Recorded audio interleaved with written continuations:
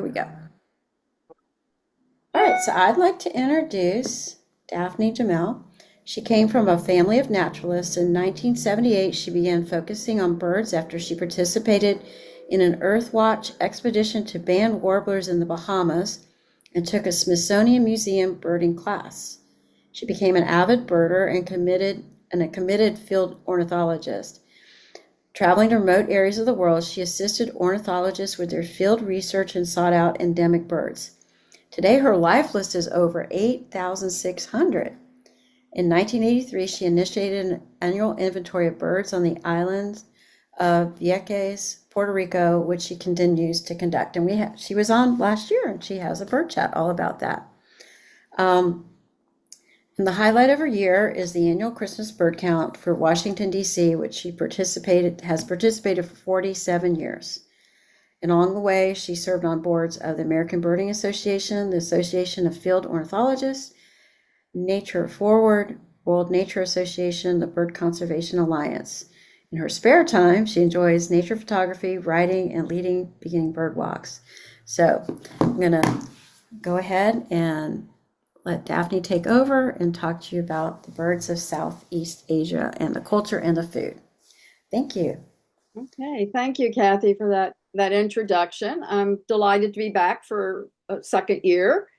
And I know this last year, Vieques, Puerto Rico is a little closer to Florida. This year, we're going to the other side of the world, to an area, Southeast Asia, that's one of my favorite areas in the world to bird, because the birds are spectacular, the culture is fascinating, and the food is delicious. First of all, what comprises Southeast Asia? It's like bird taxonomy. It depends on who you follow. The political definition for Southeast Asia is basically mainland Southeast Asia, which is also known as Indochina. And that's Myanmar, that used to be called Burma, Laos, Thailand, Cambodia, Vietnam, and Malaysia. Then there's the Oceanic Southeast Asia, which is Singapore, Indonesia, Borneo, and West Papua.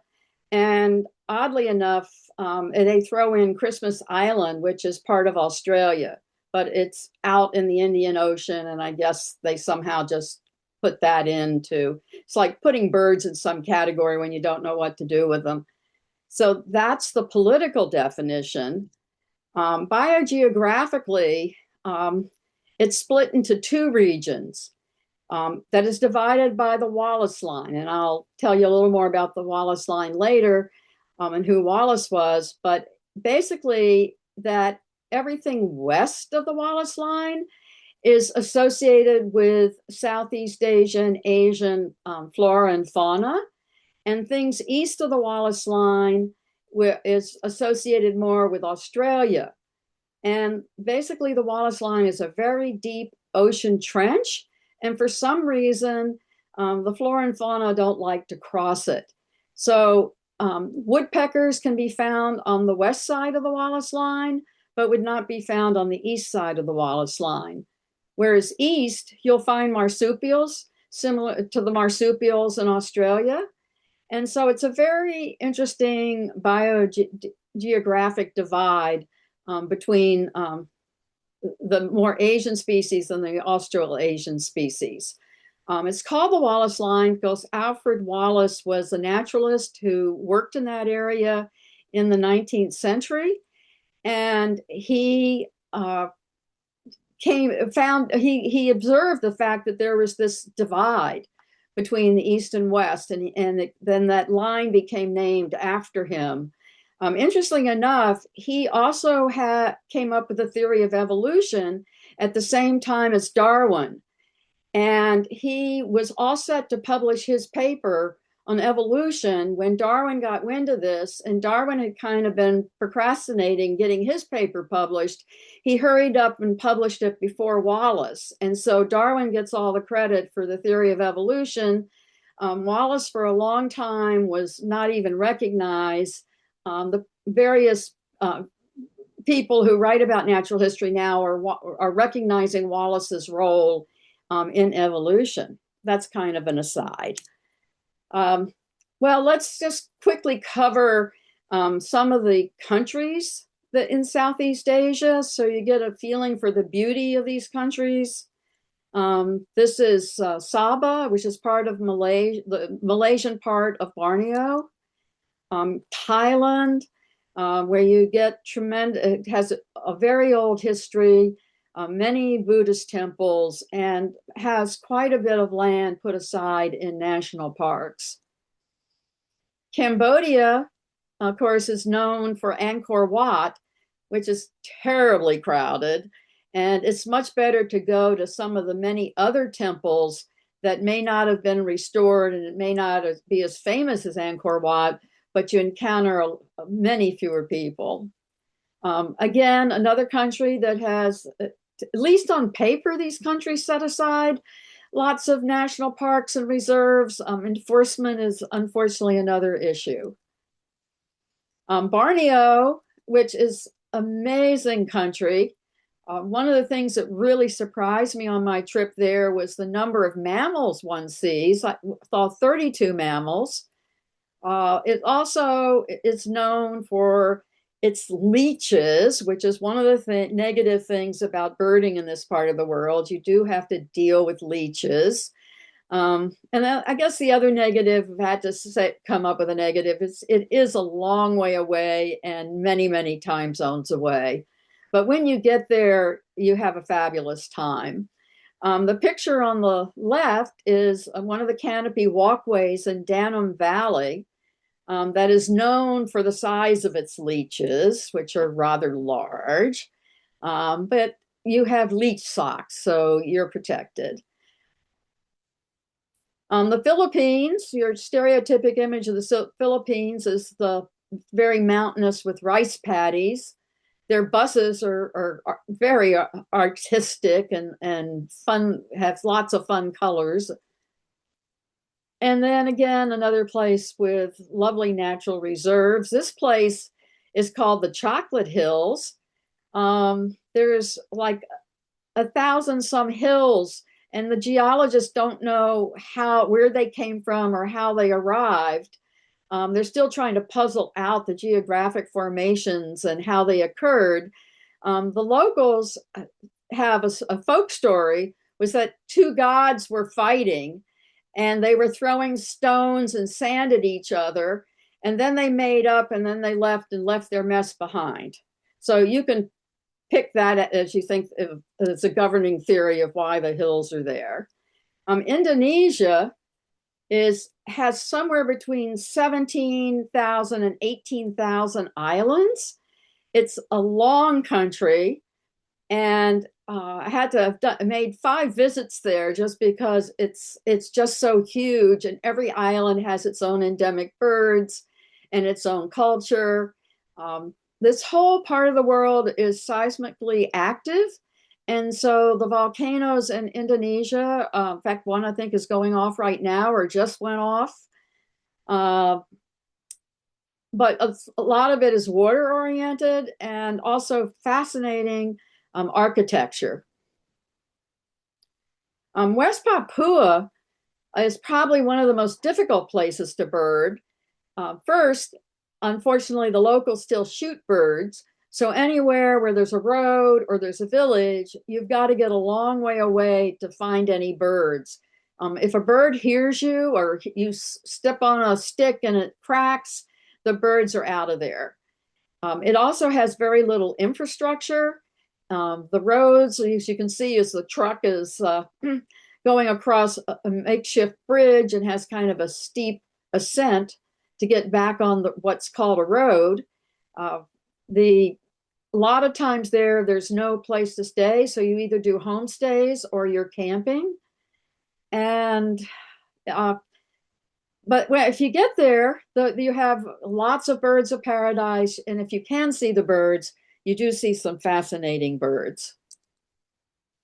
Burma, which is now called Myanmar, and they've been having a lot of coups and military takeovers. It hasn't been, it's none, very few state departments suggest that people travel there as tourists. So maybe one day it'll be safe to go back there. It is a little dusty. The upper right picture, that's the road to Mandalay. That's kind of I think from Rudyard Kipling was a poem on the road to Mandalay. It's a very crowded road. The rural roads are much nicer. Vietnam is one of my favorite Southeast Asia countries. It's got a lot of limestone karst hills with lots of caves and grottos. And those were the places, if you're old enough to remember the Vietnam War, where the North Vietnamese hung out in those caves to be safe from American bombing. The Dalat Plateau has a lot of endemic birds. It's in the middle central part of Vietnam and is a lovely higher altitude scenery. It's heavily populated in the south, and there's still remnants of the Vietnam War. Interestingly enough, when I first went in 2012, there was a museum in Saigon called the American War Museum. That's what we call the Vietnam War. And they really focused heavily on Agent Orange and the impact that Agent Orange had on the health of the population. I went back the year before, I guess it was last year, and they now call it the War of Remembrance, and they cover all the wars that occupiers have engaged in, the French, the Chinese, and the American. And it's a very moving museum. If you should ever find yourself in Saigon, you definitely have to go to the Remembrance Museum. Laos, which is a country most people don't get to, they have a World Heritage Village called Luang Prabang that is just gorgeous. That the left-hand picture is somewhat of their local architecture. The Mekong River flows through Laos.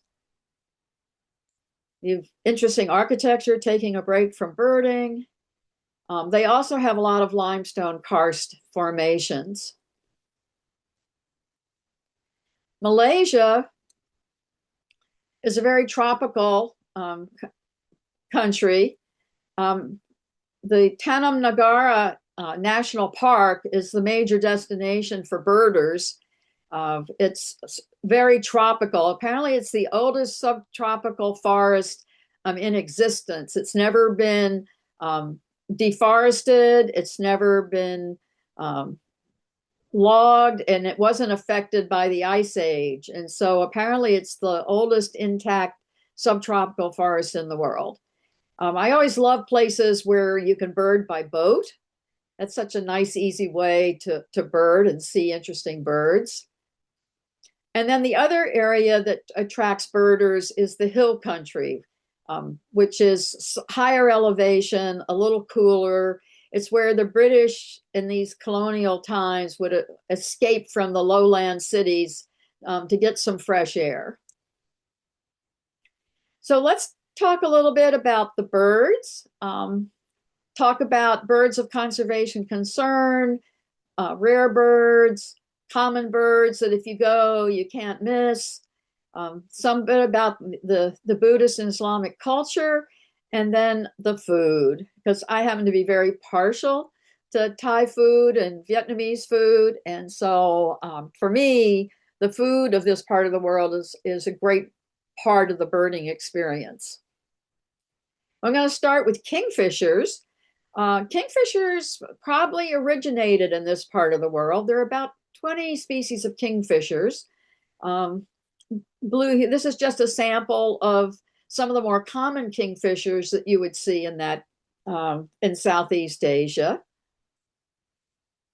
Owls are, everybody loves owls. In Indonesia, with all those islands, every island seems to have its own scops owl. If you ever decided you wanted to see all the scops owls in the world, you would really have your work cut out. buffy fish owl, brown hawk owl is one of the more common ones. Um, Many of them are heard and not seen. Um, Frogmouths, these two are endemic frogmouths to that area. These are birds of conservation concern. The Bali Mina or starling is a beautiful starling. It's incredibly musical. And unfortunately, the combination of its beauty and its song makes it a big target for the pet trade. And sadly enough, in about 1990, I think it was, they were down to only 15 birds left in the world because they got captured for the pet trade. And even today, they're still poaching these birds. In 2012, they had inched up to 100.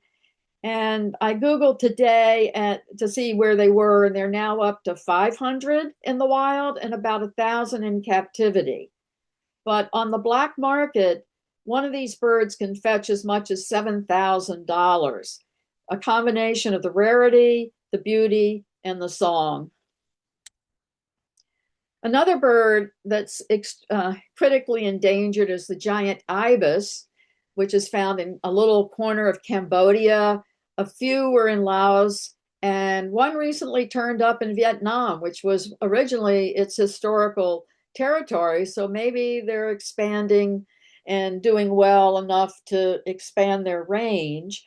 The world, I think it was the wildlife, one of the international wildlife groups came up with a very interesting scheme to try to save this bird. As you can imagine, in a very poor rural area where you didn't have a lot of protein, this bird would be a very attractive bird to hunt because it's big.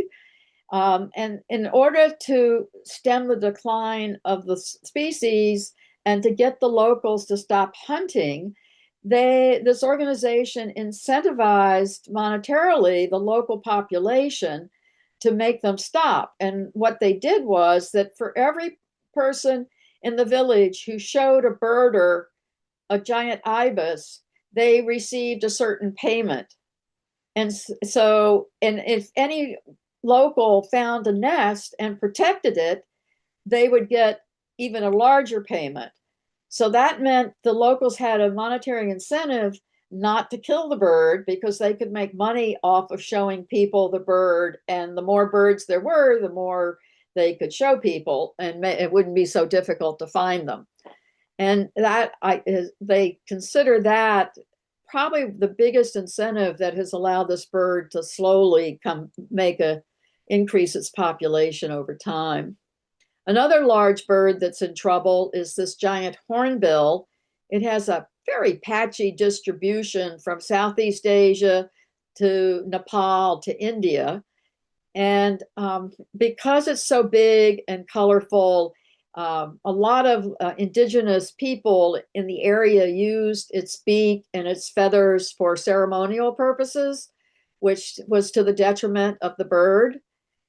And so one of its challenges is just habitat destruction. Well, not all of the birds are big and beautiful. Some of them are small and beautiful, like the Malaysian blue flycatcher. This one that was used in the ad, is one of my favorite birds. The color is just so spectacular. Broadbills are fairly widely distributed from Africa to Southeast Asia. This is an endemic in Southeast Asia. And they have the broad bill, though this one's got feathers over it, so you can't really see it.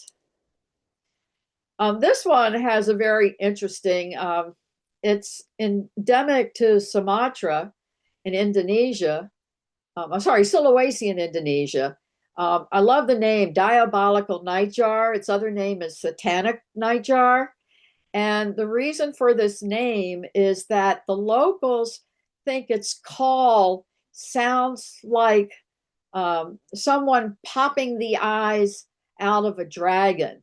Now, who in the world knows what popping the eyes out of a dragon sounds like? But that's what they say the call of this bird sounds like. Another restricted bird is the Palawan peacock feather. Palawan is one of the islands in the Philippines. Um, Most of the international birders who have seen this bird have probably seen this very one in this picture. It's an extremely difficult forest bird to see. It's very shy. But this one became attracted. The ranger was throwing out rice every day. And so at 9:30 in the morning, if you go to the ranger station, this bird turns up. Sadly, after many years, I think it was like 14 years, it died. And they never were able to train another peacock pheasant to come in for the rice. I have heard that there is now another location that a peacock pheasant has come in for the rice. So I guess there's another place one could go to see this very beautiful bird. The great argus is one of the most sought after birds in that area. It's threatened. It is when it's got its head down, it looks like a big log in the forest. And sometimes you don't even see it because it's so still and you think it's just a log. And then all of a sudden it jumps up and scares you to death and runs off. The Borneo green magpie is one of the endemic birds. When I saw it, it was called the short-tailed green magpie, and they've since split it. This is the more common of the split. The other one is the Java green magpie, and it's critically endangered. And of course, you have to have little brown jobs. The eye-browed jungle flycatcher is an endemic bird of the area, or a nondescript flycatcher, though this one has probably got more field marks than some. The striped-breasted Rhabdornis is one of the birds that the taxonomists can't quite figure out where it belongs. And right now it's a monotypic family, and there's 3 species in the Philippines. So if you're chasing families, you've got to go to the Philippines and see at least one of the 3 species. A group of birds that I really enjoy are the babblers. They range from large to pygmy, and they are common throughout that area. They're usually in large groups. They're very noisy, but they can be very secretive and not easy to see. Obviously, this one out on the lawn was quite easy to see. On the smaller end, here's an assortment of other babblers, little brown jobs that are in the area. Some are endemic, like the Sulawesi babbler is only found in Sulawesi. White-crowned shamas, these are now getting into more common birds that you're bound to see if you get anywhere in this area. White-crowned shama is unfortunately another very good songbird, and it ends up in the pet trades. So you can see white-crowned shamas in Hawaii and Taiwan. In fact, I saw my first one in Hawaii. It was very nice to see it in its preferred original habitat. Open-bill storks range from India to Southeast Asia. If you can see in the picture, though it does have a stick in its mouth, its bill doesn't close fully, and that it leaves an opening between the lower mandible and the upper mandible, hence the name. Bulbuls are far-ranging from Africa, where they're green bulbuls, all the way to Southeast Asia. And I was going to make some point about bulbuls, and I can't think of what I was going to make. Tailor birds are fairly common throughout all those countries. Mountain tailor bird is, like it says, is montane forest, and the common tailor bird is lower elevation and in many areas. Whiskered tree swifts are kind of an interesting bird. I think has a very interesting facial markings. Asian brown flycatcher is common throughout that area. In fact, it even turns up on an irregular basis on Attu, which is the last island in the Aleutian chain. So it's on the North American bird list. And there are lots of parrots and parakeets in this area. The vernal hanging parrot is blends in really well.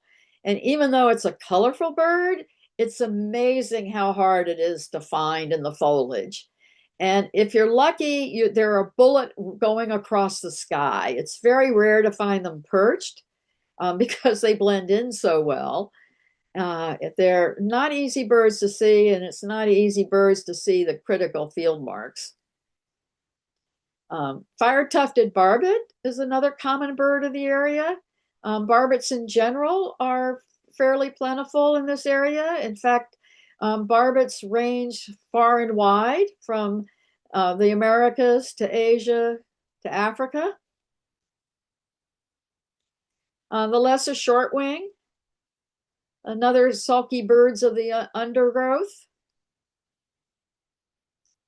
White-throated fantail, silver-eared mesia are also common birds. And the Sultan tit is another, the name is tit, so you think it was related. It is related right now to tits and chickadees, but the taxonomists are not quite sure it really belongs there, but they don't quite know where to put it. And so right now it's considered part of the tit family. So let's look at some of the other fun things to see in this part of the world. The leopard cat. It's only very distantly related to leopards, but because of the spots and it looks like a miniature leopard, it is known as leopard cat. Lots of deer in this area. Sambar is one of the largest deers. And the common barking deer is apparently the oldest deer in the world. Lots of squirrels in this part of the world. That's a pygmy squirrel, flying squirrel, that's called low squirrel, and then the giant squirrel, black squirrel, which is one of my favorites. It's huge. Lots of monkeys. Everyone probably knows about the orangutans of Borneo. The proboscis monkey is just quite something. And there are mitered leaf monkeys and the ebony leaf monkey. So that's just a sampling of the monkeys you can see in Southeast Asia. Reptiles, that is a banded sea grate, which is a very poisonous sea snake. Fortunately, I was on a pier looking down on it, not swimming with it. The vine snake, and probably the best known reptile of this area is the Komodo dragon. And then the tokay gecko, which you want to throttle at night because it has a very loud call that it repeats and repeats and repeats. Tokay, tokay, tokay, tokay, all night long in your bedroom. And then a variety of other critters, from large Asian elephants to small Filipino bats to giant moths to bearded pigs. Tarsiers are interesting mammals found in this part of the world. And the Sulawesi bear cuscus, because it's related to the Australian opossums, and that is found on the east side of the Wallace Line. And the tarsiers are found on the west side of the Wallace Line. And the small-toothed palm civet, I don't know whether you all ever heard of this very expensive coffee that had a big craze about maybe 15, 20 years ago. Is for some, palm civets love to eat coffee in Vietnam.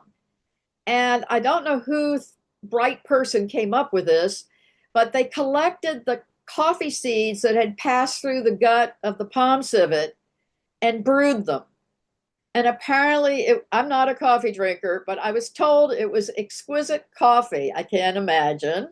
I certainly wouldn't have wanted to probably have coffee that's passed through the gut of a civet, but anyway, it was a big craze. And of course, whenever you get a fad like that, the poor civets got captured, put into cages, force fed coffee beans. So they would pass the coffee beans so that they could sell this coffee at inflated prices. I think fortunately that has died and the civets are not being molested anymore.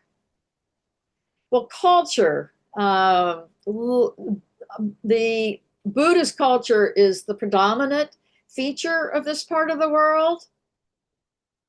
The people themselves, even though most of these areas have had war, they've had coups, the people are poor, there's a lot of strife in their life and stress in their life.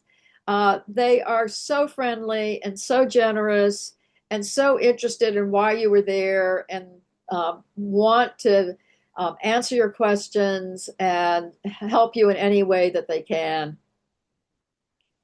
So you see a lot of monks in training, and they're in their orange robes, and there are a lot of roadside offerings. I love the fact that nowadays they get Fanta as an offering. This is initiation of a young boy as a Buddhist monk.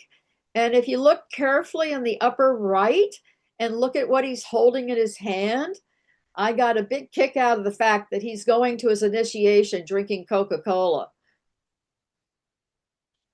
Again, the Buddhist influences in the temples and the various statues in the temples are fascinating, very photogenic, and definitely every temple is worth a visit.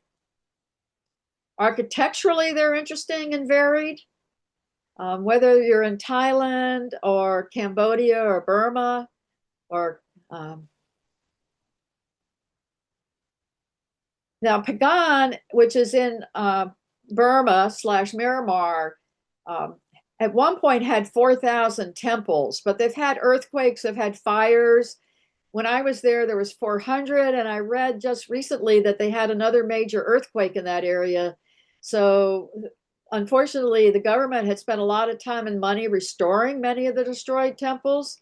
I haven't heard anything about what happened after this last earthquake.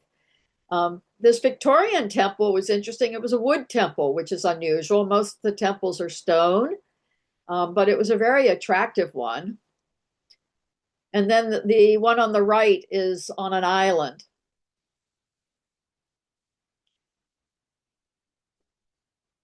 So you spend a lot of, one of the things that you do side trips, not every trip is birding 24/7. You do side trips to see some of these incredible temples. The lower left, though, is a Buddhist library. There's also a strong Islamic influence in this part of the world. There was a lot of trading early on for the spices, and the Arabs and the Southeast Asia and the Dutch exchanged spices. They also value their arts, from dancing to music to weaving to mosaics to handicrafts. And then the food. Of course, it helps if you like chili, which I do, so that's fine. You also have to like rice. Rice is a big part of their diet. Sometimes you get 3 kinds of rice in one meal, and there were only 4 of us for this meal. There was a lot of rice. So much so that even dogs eat rice.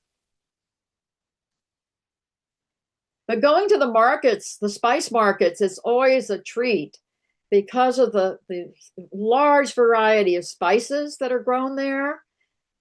Many local people just have cinnamon drying in their driveway or on a cement slab in front of their house. Tea is a very popular agricultural product in this area at the higher elevations. And so there's all meals are fresh food, freshly cooked, hot. It's not an area of the world where you're likely to get food poisoning because everything is fresh and cooked, usually almost right in front of you. I always love how they get food to market. Um, this is on a motorbike, and he was taking bread to market. And you might have a meal in a five-star restaurant. You might be in a guest house. You might be camping. And even camping, it's amazing what they can do over a couple of burners. It's not meals ready to eat. Or you might be on a boat. And anywhere you go, the food is great. And in Thailand, most of the bird trips, they bring a chuck wagon along and they have like two burners and they'll put on a four-course meal for you. And so they take you out to a national park, and while you're off birding, the chuck wagon is preparing breakfast. And they always make a small offering to the gods before you eat. And they then you go off birding for the morning. They go to wherever you're going to end up for lunch and have a hot lunch waiting for you when they get there. And then you usually have the last day of the meal back at your hotel. But it's truly amazing what they can do on two birders. Food preparation, when we're doing homestays, you're eating whatever they're fixing in their kitchen. That's a home kitchen. Um, Sometimes you're just picking something up off a stall in the street, and sometimes it's being cooked for you in a cooking lean-to. They love their tea breaks or snack breaks. Uh, Seems like there's, which is great. I'm always ready for a break in the morning, and it's a lot healthier than eating potato chips or something we might eat here. And along the roadside, there are all sorts of food snacks or snack shacks called warungs. But sometimes you do wonder what you're eating. They're sometimes mystery dishes. And sometimes you'd rather not know what you might be eating. Fortunately, I don't think I ate snake. I'm afraid I did eat dog unknowingly. Accommodations are variable. Lots of eco lodges in this part of the world. Five-star accommodations can be had. You can have homestays, which are really a lot of fun. The sanitation in this area is very high quality. The facilities might be rather primitive, but they're clean. And the bedrooms might be simple, but they're very clean. And the kitchens are again simple. They may have a dirt floor, but you feel like the food is definitely, you're not going to have food problems with the food. Like I said, because in some places it's not the infrastructure, you're camping. But it's always good to be home in your own bed. The end. So I'm happy to take any questions that people might have. Okay, and I'm going to let people unmute themselves. Now, that was wonderful, Daphne. And then we're Oh, all ready to thank you. go. And if you can turn your cameras on, you can type into the chat your questions, or you can unmute yourself now. I've opened that up. This is your chance to ask some questions. As someone who loves to travel but has never been to Asia, would definitely be interested in your thoughts on, a good first country or place to visit for somebody, from the US who's used to all the sort of, creature comforts that we are here. I would immediately say Thailand. Got it. Accommodations are good. The birding is, they've got the infrastructure there. And so you get a taste of Asia. I certainly would not start with West Papua or Papua New Guinea. Um, definitely Thailand. Got it. No, thank you. And I should have started with great presentation. Really enjoyed it. Oh, So thank you. thank you very much. And from a safety perspective, had at these countries just mostly safe, or what are your thoughts there? Um, I would say they were all safe. Um, I never felt threatened. Now, God, granted, in large cities, you've got to be careful with your, don't wear jewelry, don't wear fancy watches. Make sure you have a secure pocketbook or bag or however you're carrying anything. Don't be obvious with fancy cameras in an urban area. But most birders are out, pretty much away from people. And in the local villages, they're really happy to see you. I felt perfectly safe there. Awesome. No, great. Thank you, Daphne. I appreciate it.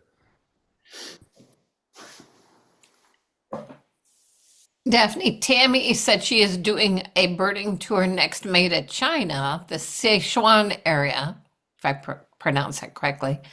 She wants to know if you've birded there and if you have any tips or suggestions, and said she really enjoyed your talk. Okay. I have birded there. I love the birds of Sichuan. China is a whole different sanitation story from Southeast Asia. Be prepared. Uh, Sometimes bushes are cleaner than the outhouses. So now I was there quite a while ago. So if maybe the next great leap forward that China has done is improve sanitation. We got to one place where we were supposed to be staying and it had been torn down. We got to another place that we were supposed to stay, the best place in town, but the Communist Party had taken it over.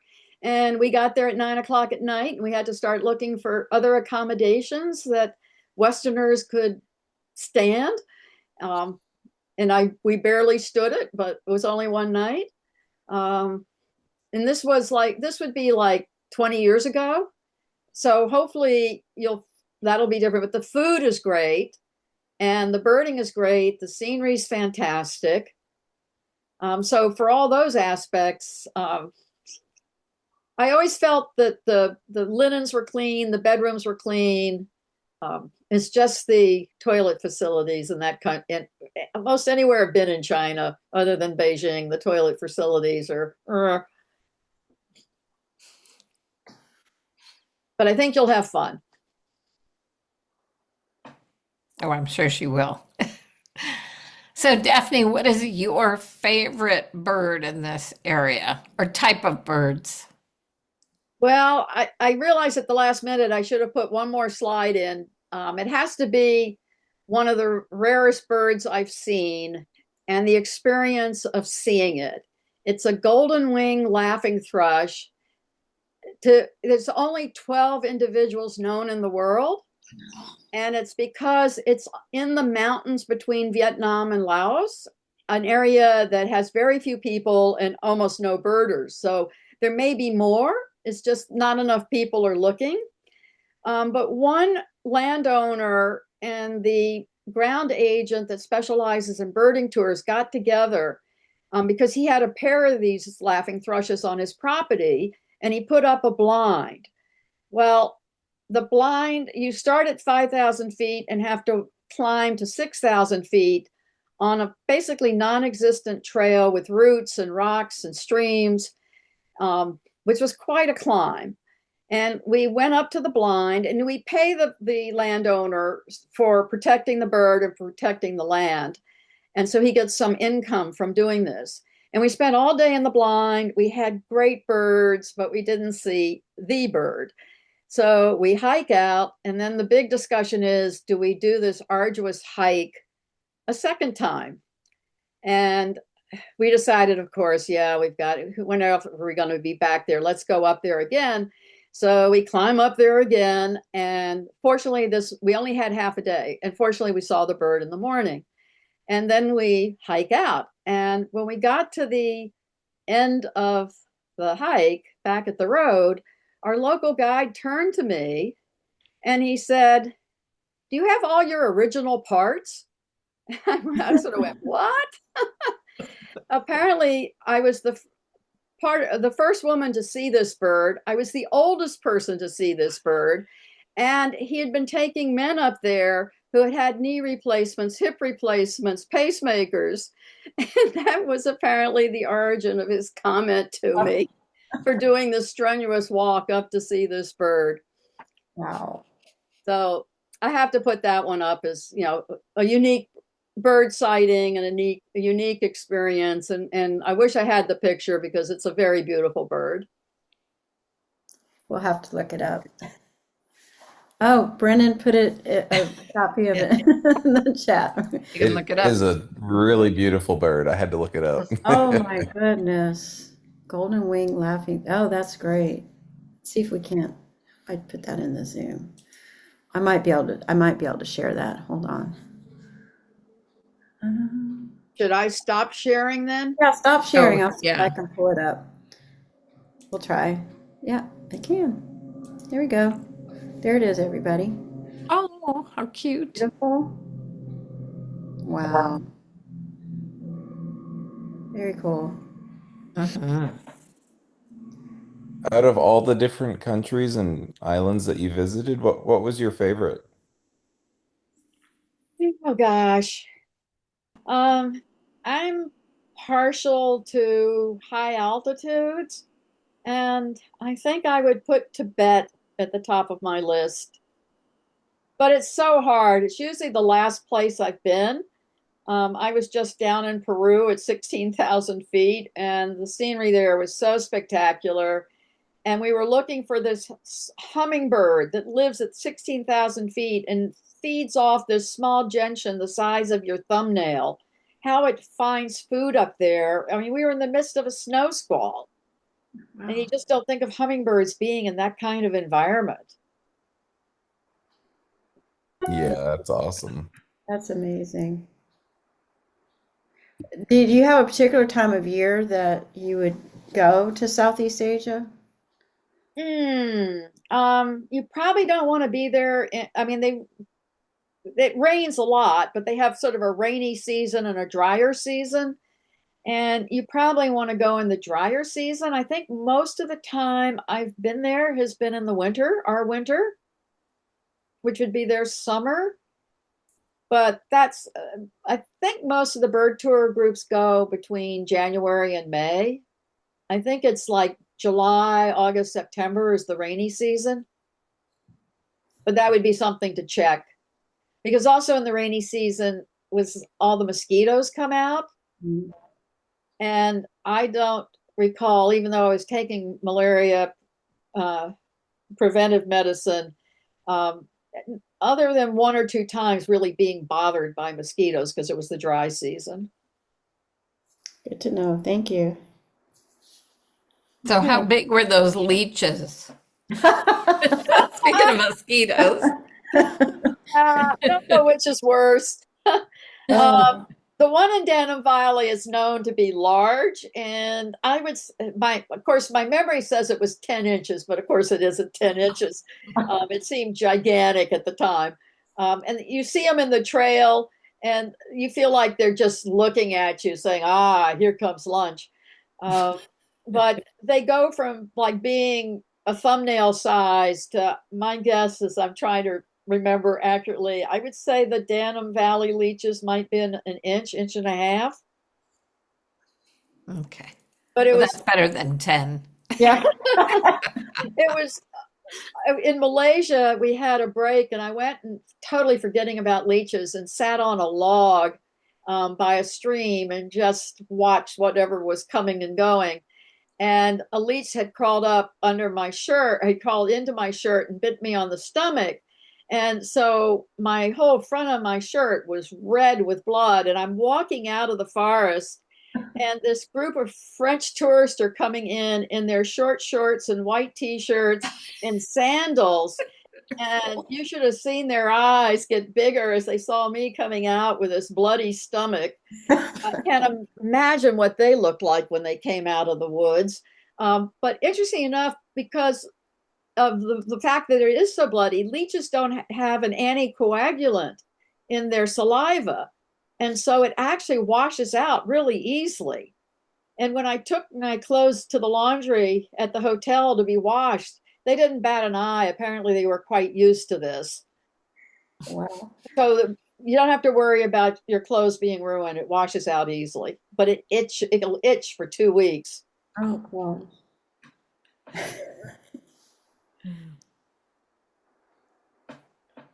But I do recommend, if you're in that part of the world, leech socks. Huh. Leech socks. I've never heard of those leech socks. Sounds like a good investment. Yeah, Yeah. they're hot though. That's the downside. But I'd rather be hot. Yes, than leeches. Well, we appreciate all your time, Daphne. This was Well, amazing. And happy to do it. we stop recording, and we'll make this